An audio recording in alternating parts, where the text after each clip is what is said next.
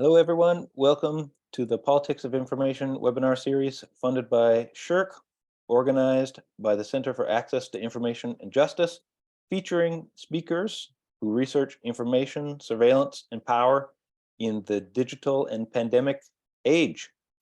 The Center for Access to Information and Justice focuses on public interest research and the use of access to information in social science. Please check out the website if you can. I'd like to acknowledge that the University of Winnipeg is located on ancestral lands, the lands of the Anishinaabe, Cree, Oji-Cree, Dakota, and Dene peoples, and on the homeland of the Métis Nation. And I'd also acknowledge that our water in Winnipeg is sourced from Shoal Lake 40 First Nation. Thanks to the UW event team and media team for working on this series. Here's the format for today. We'll have about an hour. We have our speaker. We'll have time for questions. If you're in the audience and you do have questions, you can pop them into the Q&A tab.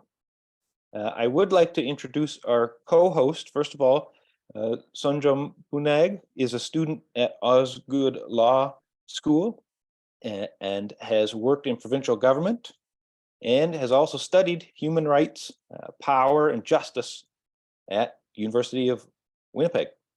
And today's speaker, Dr.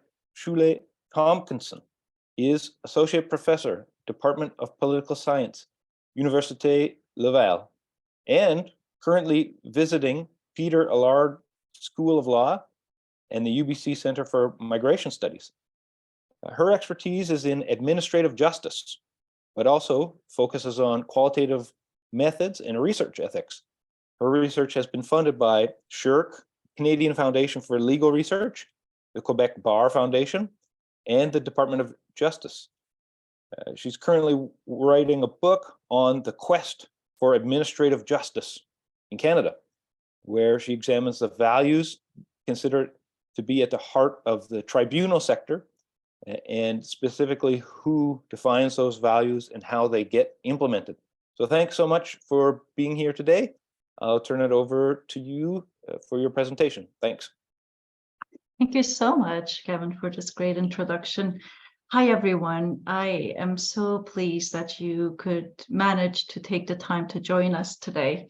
And I will present to you a very early draft of an article manuscript that I've been working on, how access to information requests, freedom of information requests, can actually advance the study of asylum policy and politics. I will concentrate on the governance of asylum in Canada and regarding the large-scale and irregular arrival of claimants at the Roxham Road, and especially between the period 2017 and 2020. One thing I would like to share is I have actually been making access to information requests within the context of several projects for over a decade now. And my experiences, especially within the federal access to information regime, I would say, I do not have experience yet with provincial or local governments. And I used to see, I would say, these requests as a means for obtaining data about the functioning of government, right? And I always try to triangulate my data, combining it with data collected through other methods like observations or interviews. But I have been on research leave this year, and I had the time and the space to really familiarize myself with the theoretical and methodological work on the use of access to information requests in social sciences.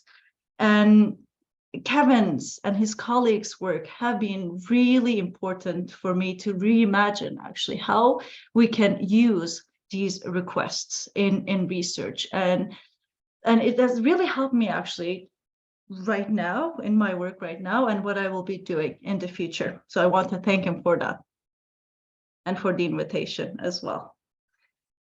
So how do countries respond to large-scale and irregular arrivals of people seeking asylum? This has been an important issue, right, regarding policy, politics, and research for a long time, but especially became visible since the 2015, what some called as the European refugee or migrant crisis. And researchers used different methodologies or methodological approaches and data sources to respond to this question. I mean, for example, as these arrivals disrupt administrative arrangements put in place for the reception of irregular asylum applicants and the processing of their claims, some used ethnographic methods to actually study the reception conditions. One such example that I can think of is the social legal researcher Giuseppe Campesi, who looked at reception conditions in Italy and calling it actually a humanitarian confinement. Others, like sociologist Mustafa Elmiri, accompanied asylum seekers on their routes from Morocco to Europe as they were traversing several countries, and examined how these asylum seekers experienced state surveillance as they were crossing different borders irregularly. Other scholars, legal scholars, like Sacha Bagley, for example, studied parliamentary debates in Canada regarding the Roxham Road, documenting an inconsistent government position on refugee protection. Many communication researchers, right, that I wouldn't be able to name, there are so many, who looked at how the media actually constructed these arrivals in different countries, different European countries, and what kind of identity is actually assigned to these people who are on the move. And I proposed that access to information request can provide new and unique insights into answering the question, how the government respond to large-scale and irregular arrivals of people seeking asylum. I mean, for researchers, right, who are interested in the inner workings of government organizations that are responsible for migration control, especially in a period where asylum is contested, right? The right to asylum is contested. It is politically contested in every day, in the media, in parliamentary debates. And then accessing these spaces of governance, as well as the official actors who are actually responsible for designing and implementing these policies, it is really challenging, right? I mean, all researchers who work on migration or refugee or asylum, or people who actually are public policy and administration researchers know that. But within this context, I believe access to information requests can help us examine, first of all, the gap between what the public organizations say that they are doing publicly and what they actually do in private. Second, they can help us reveal who holds and exercises power during these moments of disruption and how. And finally, how the governance of asylum applicants or asylum seekers, and as well as asylum officials who are responsible for conducting this task, can be transformed. So let's start with our PowerPoint now from beginning. Perfect. Excellent. So I will go through this part quite fast because I believe I tried to look at the names of our participants quite quickly, and we have some refugee rights researchers or public administration researchers, Canadian names. So I will pass this quite quickly because I know that you know this policy issue that Canada has been facing.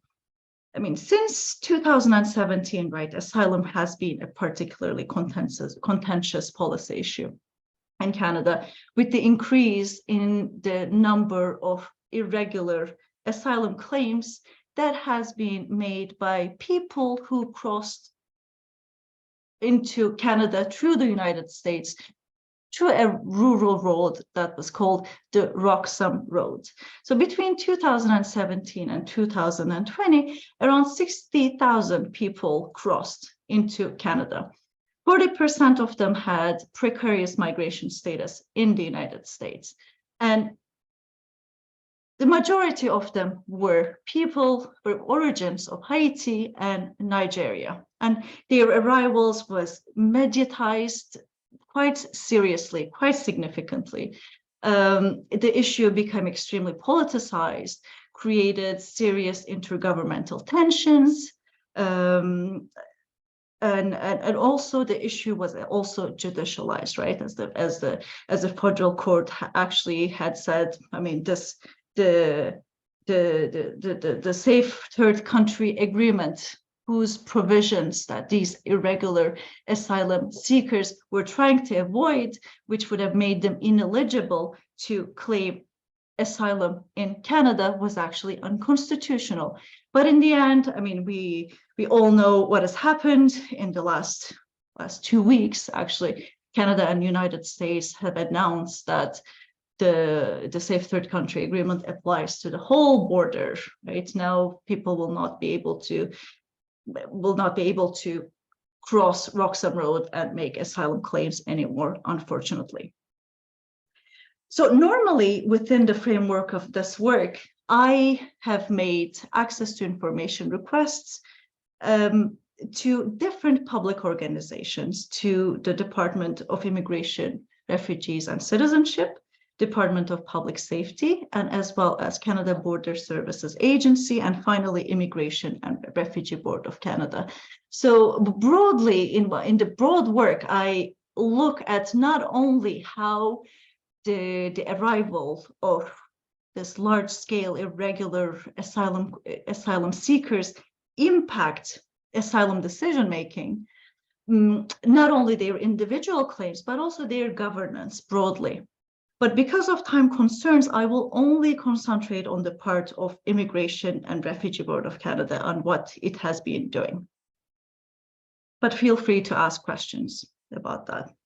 So one thing I would like to emphasize here is the latest legislative change regarding refugee claims in Canada was at the end of 2012, which restricted actually the number of people and the type of people who can make refugee claims in Canada, which in the end ended up seriously decreasing the number of asylum claims that was filed in 2013. But the number of claims slowly increased, and until 2017, when they started increasing more seriously.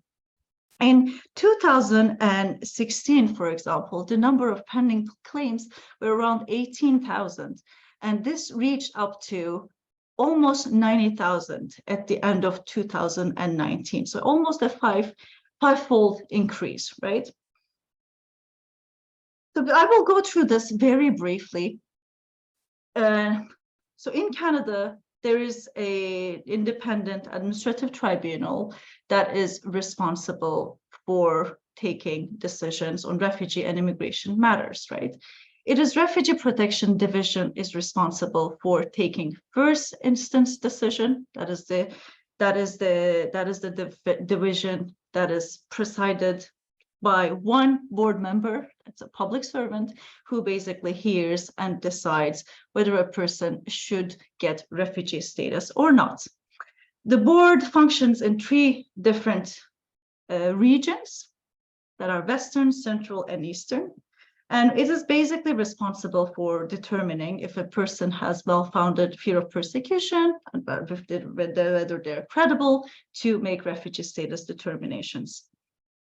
The responsible officials that I will be talking quite a bit about,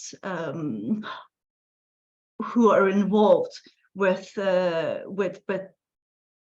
governance, I would say, of asylum seekers as well as asylum officials. So one is at the bottom of organizational hierarchy, right? We can place the board members, who are basically the public servants, the asylum officials who are responsible for presiding at hearings and deciding refugee claims. They work in a team of 5 to 8 people, specializing in certain claim types. That can be about countries, or that can be type of refugee claim, the basis of claim. And the coordinating members are often actually former board members who had experience in the area, who have themselves done refugee status determination. And they can be considered as like team leaders. And each region is chaired by an assistant deputy chair. So there are actually 3 different assistant deputy chairs in the Western, Central, and Eastern region. Deputy chairperson is responsible from actually the whole refugee protection division, who reports to a chairperson of the tribunal, who is also in charge of other divisions, right? So I'm not going to talk about refugee appeals at all. I only looked at the refugee protection division. So one thing that I noticed when I was following up closely how the Canadian government was actually responding to the asylum backlog, or the arrival and the increase in the number of irregular asylum claims. One thing I noticed was the board was quite frank about the challenges it was facing in its public reporting. The chairperson clearly admitted that the board is actually facing significant challenges in delivering timely administrative justice to refugee claims. And that was not only in the first instance decision-making, but also at the appeal level. And that is especially during the first 2 years in its annual reports. And in the second year, the chairperson emphasized that actually he tasked the deputy chairperson to find specific measures, right, to maximize efficiencies in order to increase finalizations while ensuring quality and fairness. So we can already see this use of this language, right, the strategic language to maximize efficiencies, finding some kind of technical measures. And the chairperson also recognized that what Auditor General had mentioned in the report was that if the asylum backlog continued to increase, the claims would take up to 5 years to finalize, right? I mean, there's a serious timeliness issue. But finally, in the following 2 years, in its public reporting, the board emphasized that, I mean, the things were looking up, things were improving. The use of temporary funding, the use of innovative measures, strategic new solutions, and a reimagining, redoing an organizational culture of performance, which actually has improved productivity, meaning the decision-making, the number of decision-making. So what I was interested in is like, I mean, okay, this is what is being told publicly, this is what has happened, but how did this happen? Because, I mean, as a political scientist, I consider the solutions that are presented to the outsiders as simply a political, technical, strategic, or never are. There are also always an issue of power that is at play, that changes the balance of power, and how it is done is quite important to understand broadly the governance of asylum in Canada. So the question I will try to answer in the following minutes is, like, how did the increase in asylum backlog impact the management and asylum assessment of refugee decision-making? Very broadly, I mean, the theoretical approach that I'm adopting to understand, to examine what has happened are 2. So the first one is this street-level organization's perspective. So according to this perspective, we can understand Immigration and Refugee Board as a street-level organization, as an organization that is responsible for mediating asylum policy and politics. That is the organization that actually achieves the task of refugee status determination, right? So normally, this perspective aims to understand how policy functions under ordinary conditions. But especially after the COVID pandemic, there is emphasis on looking at how street-level organizations respond to crises. By crises, I mean crisis is always constructed by some people, by some actors, but we can consider this as destabilizing situations that in some sense challenge the day-to-day ordinary functioning of an organization. So we would expect in these situations that the organizations would take some kind of measures, some kind of adaptive measures. And it's important to look at what kind of measures. And the other change we would expect is some kind of balance of power between the people who do the task, the officials who are responsible for doing the task, and people who are actually managing their work. And it is also important to look at how the balance of power changes. And the second perspective is policy instrumentation, or the sociology of instruments. So we can consider policy instruments as any form of tool and technique actually that governments use, public organizations use to make policy objectives a reality, I would say. And there are two ways of approaching to this. I mean, we can consider them as kind of, I mean, prescriptive, basically as if there's a way to choose the best instruments to realize our policy objectives. So they can be considered as neutral, apolitical, technical. We're just trying to find the best solution. But also, we can consider them as actually sites of politics, where their choice, their design, their effects have political consequences regarding how power is held, how power is exercised, and how actually people resist to this power, right? And these are broadly the two kind of perspectives that lead my reflection on looking at the kind of documents that I received. So what did I do in terms of methods, right? So broadly, I did several access to information requests to the Immigration and Refugee Board.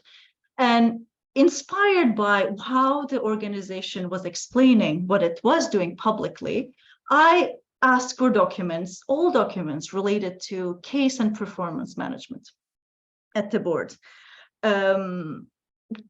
Kevin and his colleagues called this informal brokering. Like when we make access to information requests, it is never a linear process where we just make the request and we just wait the information that we want to receive. There was several back and forth, several contestation, explanation, negotiation. I received 2 packages relatively easily. One took 3 months, the other one took 6 months. That gave me access to information like, I mean, draft versions as well as official versions of performance measurement documents. The kind of how the board was trying to, I would say, to govern case management. I will not be talking about case management right now in my presentation because of time concerns. I will mainly focus on performance management, but I will be happy to respond to your questions afterwards. Email exchanges between different levels of management, verbatim notes of meetings. I mean, broadly, that is the kind of documents that I received. Many people who use like access to information requests insist on the fact that one of the problems of using these mechanisms is the length of disclosure, right? And this was also a problem for me because, as you can see in this document highlighted in yellow, the board responded that it would take 1,001 days for them to disclose the documents that I had requested. And at that point, I was only requesting documents that was related to 1.5 years. I mean, previous years, in the previous years, I requested documents for over 8 years, right? I mean, despite several negotiations that I wanted only the official documents, I was not interested in email exchanges anymore. They still decreased at about, I would say, 1/3 of the time. And I made complaints to the Office of Information commissioner, which found my complaint well-founded and actually obliged the Immigration and Refugee Board to disclose documents to me. Again, we can talk about this in a bit. The process was lengthy again, almost, I mean, I saved what, 1 month. In the end, was it worth it? We can discuss it again afterwards. But broadly, I had access to 6,000 pages of very unstructured documents. So what did I find? I mean, broadly, I found that performance management and monitoring became very centralized. While in early 2013, just after the legislative reform, when there were very few refugee claims, around 10,000 refugee claims across Canada, what was evaluated in relation to the performance of board members was their performance in the hearing room, their conduct of the hearing, and obviously the number of decisions they took was also measured, but it was also looked at, but the categories, the indicators of what was being looked at, what has completely changed after the increase in the asylum backlog. So after there's this slow increase, I would say, of quantification until the asylum backlog, where there's attention to looking at different aspects of the work which can be quantified, such as the number of how much time the board member spends in the hearing room per hearing. How long does it take them to make a decision, right? How many of the decisions did they take orally, etc. But what happens after the asylum backlog is there is excessive monitoring, and especially on quantifiable aspects. And not only at the individual level, but also team level, regional level, and across Canada. There are regular meetings among the different management members of management, different email exchanges intensified much more. There is, I will show you just in a bit in the next table, how we can see that the change, the revamping, the reconsidering of performance objectives and framework regularly. But also this was justified constantly through as timely finalizations was important for refugee claimants and as well as Canadians. While in several places actually where asylum officials, the board members have emphasized what kind of impact it was having on day-to-day work and how it was actually impacting the way they were conducting their work, which would ultimately impact how asylum seekers were heard and decided. This was kind of ignored. You'll see what I mean by that. So now here we can see broadly like this definition and redefinition of performance target regularly. I have this table up to early 2012, but I wanted to focus on just up to after 2015 because there's not a huge difference between 2013 and 2015. So we see how productivity is measured has changed.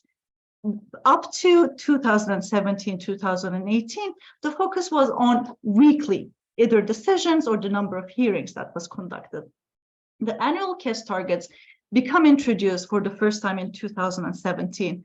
And I know there are little heads, I'll explain to you what they are. So the first one is the new board members who have less than 1 year of experience, and they are expected to take 80 to 90 decisions.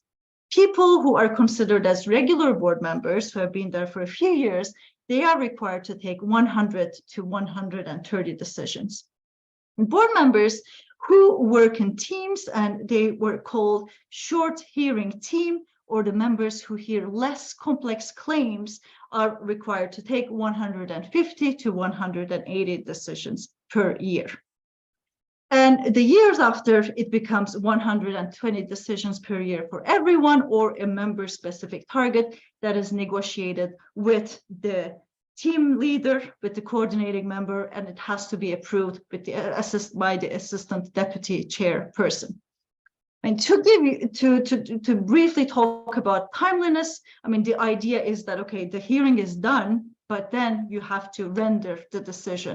I mean, obviously rendering the decision is important. Of course, refugee claimants need, I mean, and wait for this decision to be taken, right? It's not a great thing that they have to wait for a long time to get the decision.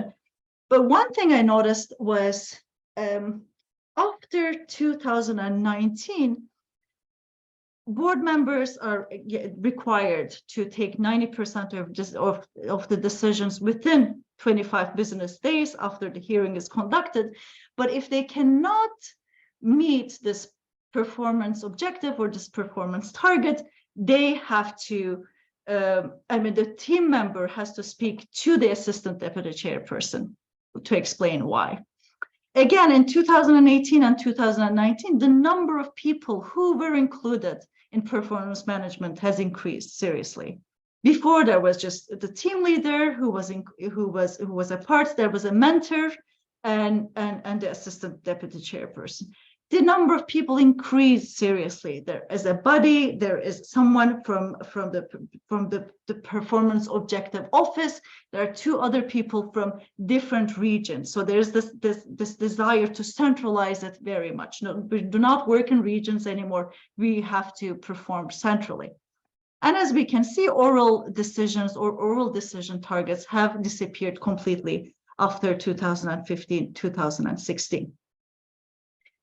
So one thing I would like to emphasize is the board, in the end, that we can tell broadly, actually, the balance of power has shifted towards the management. And one thing the deputy chairperson has done in early 2018 was to invite all members to different focus groups conducted in 3 different regions, where they would discuss workable performance objectives. But I'll show you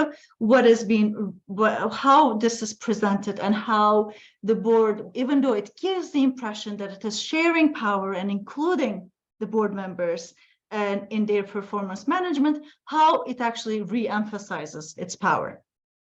So it says, management is committed to engaging members in a consultative process towards establishing well-founded and workable performance objectives. Great. But this process of engagement of members in a conversation on the performance objectives should not be confused with co-development. Management retains its right to define the performance objectives, and members retain their rights under collective agreement to grieve.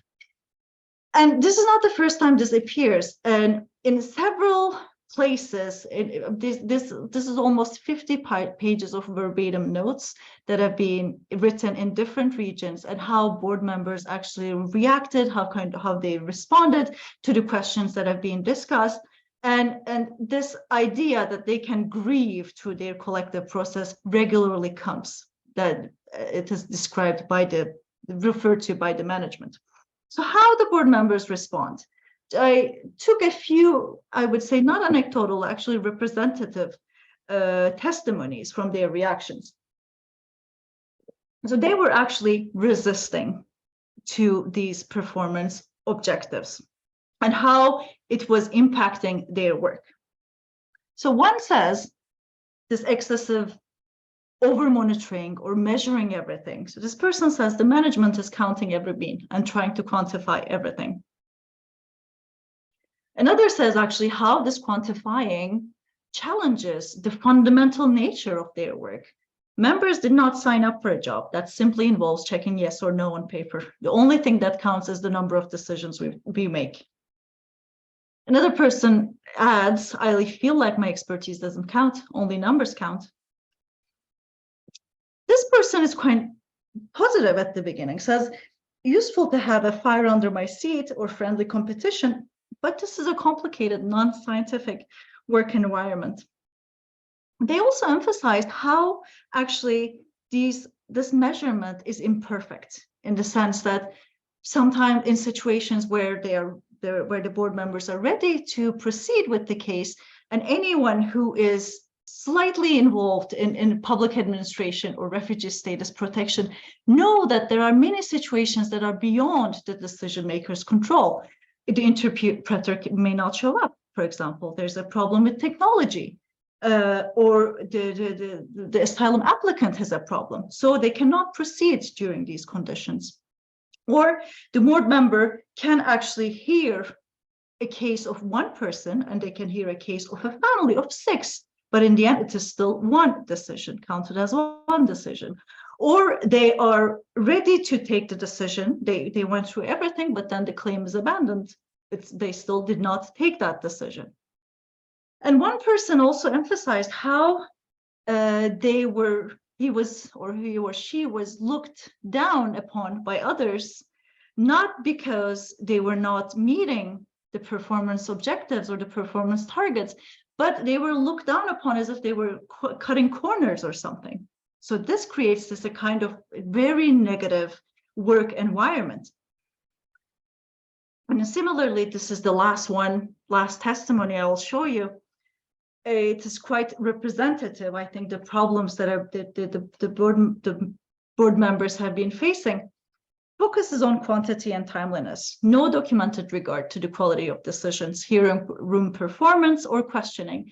Each should matter and be formally monitored. If management does not have time, then something is wrong. We are set up to do numbers. It undermines morale and motivation. It is an organizational problem. So in the end, my initial point was the question of how do countries or how do governments actually respond to the increase in irregular and large-scale asylum applications is an important issue, a policy, politics, and a research issue.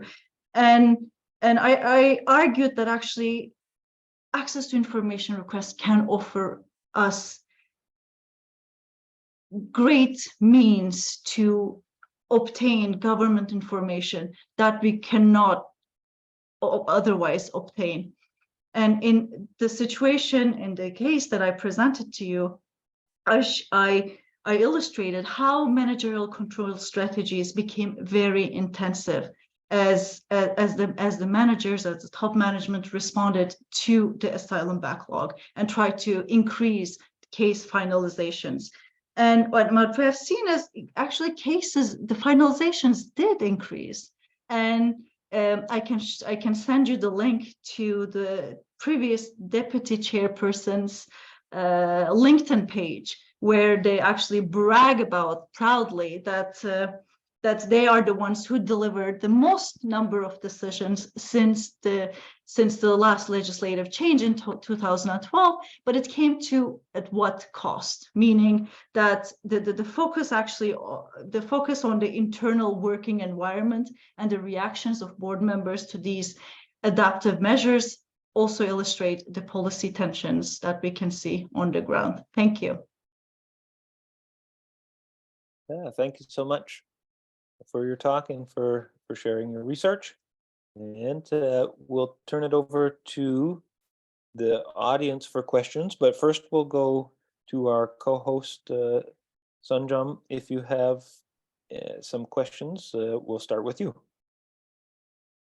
I do. Thank you for that presentation. That research is very, very interesting, and your presentation was very detailed, which I appreciated. So my question to you is, when I had first read the sort of introductory paragraph that was on the poster for this seminar, my immediate thought was, I mean, it's no secret that freedom of information regimes exist, but of course that process is so cumbersome. Mm-hmm. And so what was your experience with obtaining information from immigration departments that are lined with so much red tape and matters of confidentiality or national security? Great question, Sanjam. Thank you so much for that. And actually, I should emphasize that I did the requests to these different organizations, or I made proactive requests where documents that had actually already been released to the others what I found is actually Department of Immigration, Refugees, and Citizenship was quite fast. They responded to me within a month. Public security, Department of Public Security wasn't that bad. They responded to me in 2 months. Canadian Border Services Agency was a joke. I did 2 requests, both through actually proactive disclosures. One took 2 months, the other one took 4 years.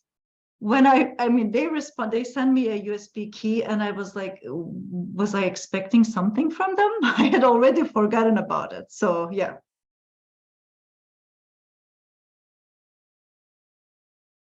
I do have another question if the audience doesn't have one just yet. So you had touched on this, but if you could speak to this more generally, in what ways does the freedom of information regime provide researchers with valuable data that would be different from a more conventional or traditional research approach? No, that's a great question. I would say the idea of obtaining this public records that would not have been public. In some sense, it's like private public records, meaning it is the records that are produced within the public organization. It is a part of their functioning, but there's no way we can access to it, right? And I did interviews as a part of my research for a very, very long time. But what I'm noticing more and more is people can, my research never focuses on what actually happened or like to search the truth, but people can cover or render what has been done more acceptable quite easily in interview research, right? But access to information requests can allow us to access to, I don't want to say what is actually happening, but in some sense it is. We can always say, sure, in the end, it is the organization that determines how much information is revealed, and it is true. It is indeed true. But still, this allowed me to obtain information that is not available anywhere else.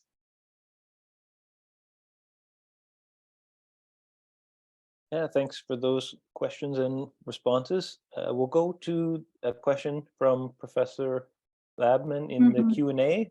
And if anyone else has a question in the audience, please drop it into the Q&A. I can see real intersections with your work and Hilary Camion's work on fact-finding and Sean Rahag's work on differential rates of acceptance among members. Wondering if you might be able to speak to any connections such as these. Thank you so much for that question, Shauna. I will actually show you a slide that I did not present in the, oops, no, let's go here, yes. So this is actually a reaction, an email from a board member who was part of less complex claim teams to their team leader. They were basically told that the claims from Nigeria would now be treated as a less complex claim, meaning it would result in shorter hearing times, right? And this board member is explaining how that is actually not a good idea. Even though, yes, there is a jurisprudential guide, there was a jurisprudential guide at the time that has been revoked concerning the cases of female genital mutilation claims by non-state actors. She says, I mean, sure, the outcome might be obvious in these cases, but if we shorten the hearing time, we will not be able to actually give enough time to the claimant to explain their case, right? And this would, in substance, they're basically saying we restrict the claimant's ability to present their case. And this is a huge threat to the natural justice and procedural fairness requirements. And also, I really like this quote, like how basically the board member is saying they must be given enough time to fully present their case, especially if a case is being perceived as potentially being a negative. So mean, this case management idea, this governance, okay, these less complex claims seem in some sense, sure, very rational, that we allocate less time to claims that are not as complex so that we can allocate more times, or for the board member times, to the claims that are more complex. But I mean, we see that it's not as simple as that at all. Yeah, thanks very much for the question and response. Question here from Professor Martel. How do you deal with the lengthy process of access to information research and the timeliness of publications or deliverables requested by funding agencies like SSHRC? Yeah, I mean, no, that's a great question, and it is a horrible issue. As I said, I mean, in some situations they were kind of quite fast, but even if they're fast, when you have thousands of pages of documents, they still take a lot of time to process, even just to read and to know what you're exactly looking for. So, I mean, what I always suggest and try to do, especially with new researchers, I mean, early career researchers, my PhD students, for example, that you have to really know what you are asking for, what you are seeking. Try to limit, I mean, especially if there's a significant time concern, try to limit what you're asking. Try to discuss several times with the official access to information officer regarding what you are seeking exactly. But I mean, it remains an issue for sure. I don't think there's a perfect solution. I mean, one thing to do is to really actually keep an eye on open government websites. Once in a while, I had really great success. Within a month, I had information. Otherwise, it would have taken me a really long time. If it is released, hopefully you will receive it much faster. But I don't think, unfortunately, there's a great solution. But I would like to emphasize that Office of Information Commissioner is helpful.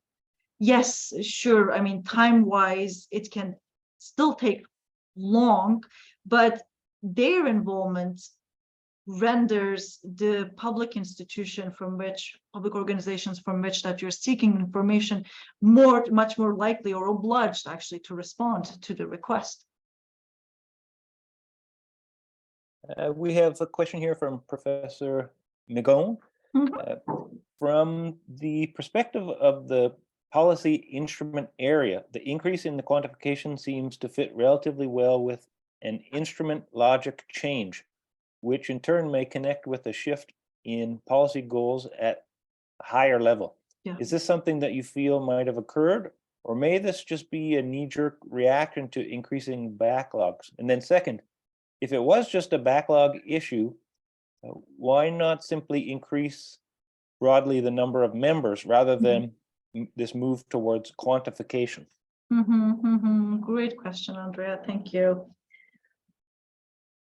I would say, I mean, board members were always measured in the sense that, I mean, the people that I've spoken to who had been at the board, I'm talking about previous research, who were at the board in the 90s, early 2000s, they always told me that there was pressure to render decisions. But and research that I've read in other countries as well. I mean, it is important. The quantity is important. Meaning, there was one citation in Switzerland, I believe, from the head of the Asylum unit, was saying basically, when I'm accountable to the parliament, where I explain the number of decisions that my unit has taken, I can sell quantity, but I cannot sell the quality of the hearing, right? I mean, what would that mean to the people that I'm accountable to? But I think one thing that has changed, for example, is the implication of people, consultants, much more, who are responsible for measuring just different aspects of this work.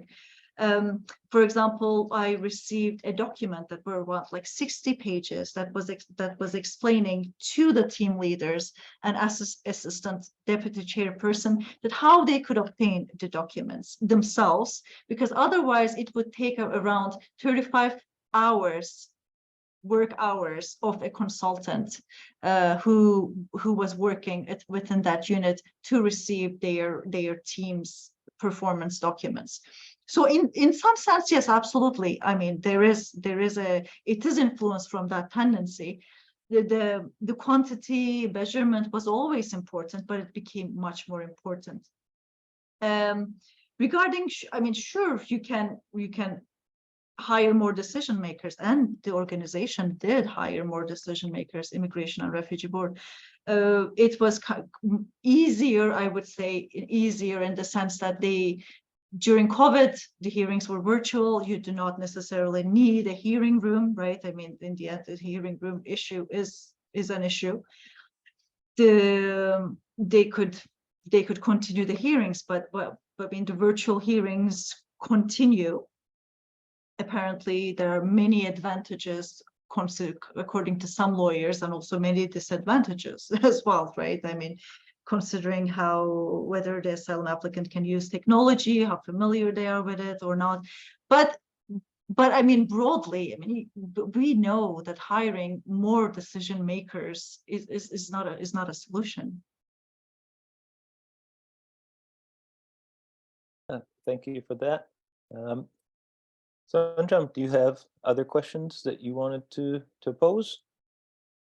I do. You had mentioned that you have around 10 years of experience with FOI. And so I'm wondering, from your perspective, what are your thoughts about the current state of the federal FOI regime? How do you think it's working? How is it failing for you as a researcher? And in what ways do you think it must improve? No, great question.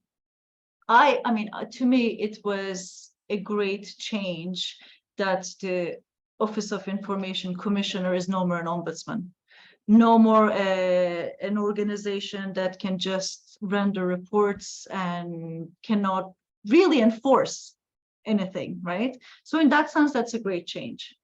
I mean, in terms of delays, it is still an issue.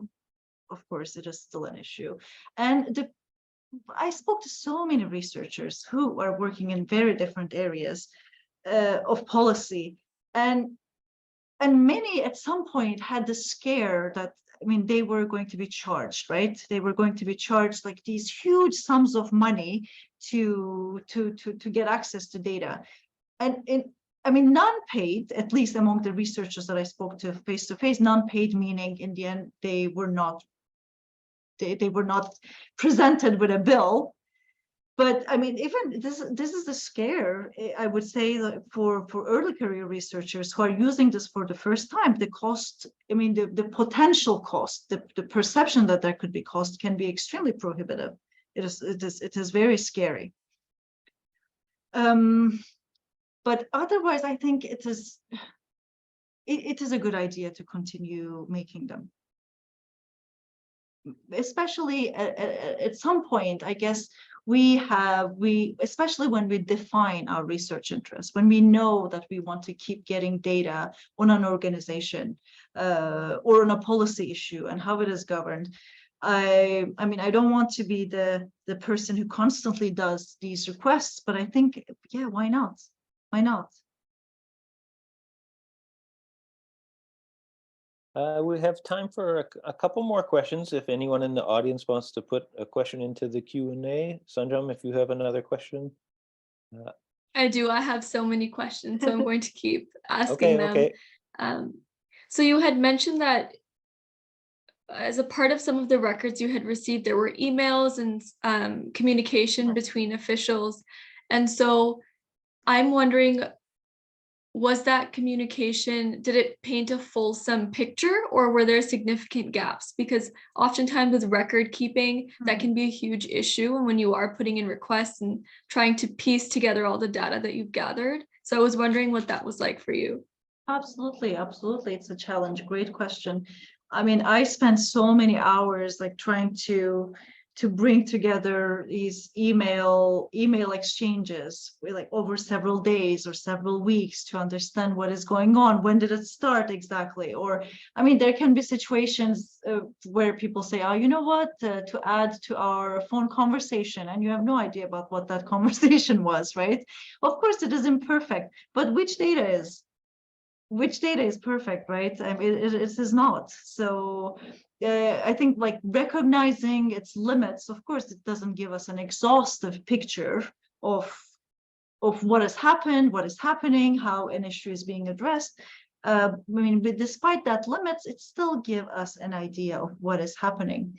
But also there are things, I mean, like in public administration, right? Abbreviations are so common. But once in a while, I would come up with an abbreviation. I'm like, okay, Google it, go to the organization's reports, websites. Still, you cannot find it. Like, what is this? What do they mean by that? Right? I mean, those kind of challenges for sure, for sure. I mean, if I can ask a question, is there anyone who wants to make these requests for the first time, and are they worried, or what are they thinking? Yeah, I do know that a lot of people are intimidated by Right? the prospect of using them, because they feel like maybe they'll be on the hook Yeah, for the money. Or I think there's a lot of misconceptions around access to information exactly. out there. Yeah, so that's part of why we're having speakers like you Mhm. in, and part of why we have this series is hopefully people will yeah, learn how to use them and not think of it as too scary of a process, and maybe work towards some kind of semblance of justice in the world Right? in doing so. Yeah. Exactly. Exactly. No, very well said. Prior to researching under Dr. Walby, I had very limited knowledge that such a system existed because I immigrated from India when I was a young child. And so my parents had never been exposed to sort of an FOI regime or being able to access that as citizens. And so that knowledge hadn't been passed on to me. And so I learned that as a young adult here. And I was surprised to see that it is, well, of course, with barriers, but it is accessible as a citizen. But it's very intimidating if you don't know how different departments work and you Mhm. don't know where to start or what technical language you should be using to get what you're looking for. So that was my apprehension when I had first started to submit these requests. Absolutely. Andrea just put a PS. He says they had the same timelines for requests in a different project. 1001 days is standard, and it's like very poetic, right? 1001 days. Yeah, but one thing that I had found on one of the public reports of Office of Information Commissioner was another complaint about regarding the timely non-disclosure of a request to the Immigration and Refugee Board, and the commissioner was breaking down what the board had explained, that it was taking, why it was taking this long. And it was actually quite good to see how the organization is also cross-checking, controlling the disclosure of information. I mean, there was, okay, yes, the information, access to information unit, and then there's the legal department, and there are the managers, and the final check. So I think that's also a good idea to look, why is it taking this long? Because there are several layers that is kind of controlling what is being disclosed. Maybe we'll end with this last question from Professor Magoni, and this is along the lines of a question I was going to ask too, but it was around maybe the broader politics of well, terror capitalism, or the crisis of people fleeing very difficult situations. And so here Professor Magoni asks about the relationship between like emergencies, or the emergency of of global forced or coerced mobility, and how that factors into the way the government is trying to bring things in line or audit and quantify. So maybe you could just reflect on the politics of the broader refugee situation. Yeah. I mean, no, that's a great question. I mean, normally how it is like, I mean, in policy, most of the time when a new policy is adopted, its consequences are generally so far, right? We do not see their consequences immediately. So the governments pick and choose what they can show as they have succeeded, right, to the electorate. And in this situation as well, I think it's a case where they're forced to show that they have succeeded, that they are doing something. But I think, I mean, also it's like what has happened here in this situation is also can be understood as a low profile instrument, meaning that in a situation that's actually extremely political, but the government in some sense is avoiding any form of legislation, for example, to change the situation as it has happened. It has avoided doing anything, or at least we didn't see anything happening about safe third country agreement, right? But in the end, it becomes shifted to